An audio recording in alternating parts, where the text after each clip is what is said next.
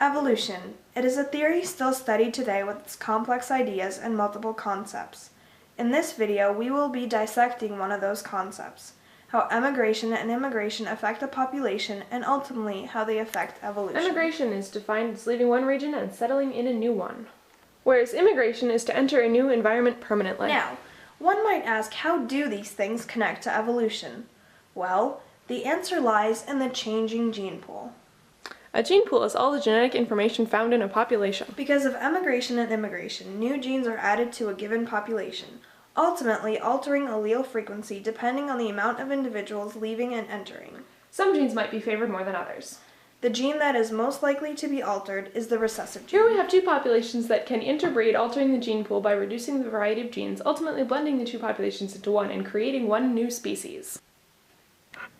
No new genes have been introduced from immigrating species, so the allele frequency decreases, allowing the two populations to fuse. Like emigration, immigration also influences animals and their evolution. This is because when an animal immigrates to a new region, they have to adapt to a new environment. For example, if a polar bear decides to move from the Arctic to a rainforest, he would have to adapt to a new environment, and most likely he will not survive. The polar bear's death causes a decrease in the gene pool in his Arctic environment because he left the population and did not survive to pass on his genes in the new environment. The gene flow of polar bears in the rainforest would stop.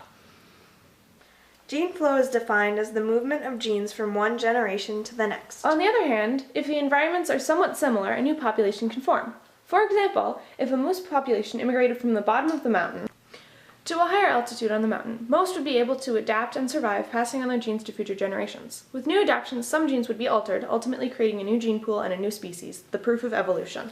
In conclusion, emigration and immigration play a large role in evolution because they affect the gene pool of a population. Both can either add to the gene pool, allowing gene flow and evolution to occur, or take away from a population, especially when a species immigrates and dies in a new environment. Hopefully this video helped you in understanding the concept of evolution a little bit better. Keep learning and keep evolving!